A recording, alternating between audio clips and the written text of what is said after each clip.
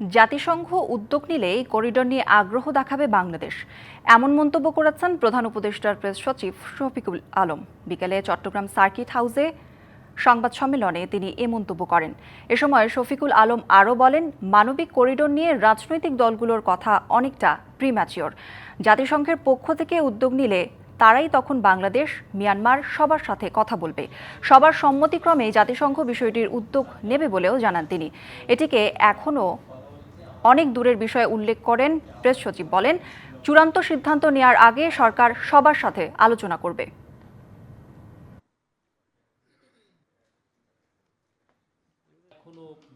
আমরা বলেছি যে হিউম্যানিটেরিয়ান করিডোরে আমরা ইচ্ছুক, যদি ইউএন এটা মুভ নেয়। এই পুরো জিনিসটা হবে হচ্ছে দুইটা দেশের সাথে কথা বলে। আর এই যে ওনারা যে কথাটা বলছেন অন্যান্যরা পলিটিক্যাল পার্টিগুলো, আমার মনে হয় এটা একটা প্রিম্যাচিউর।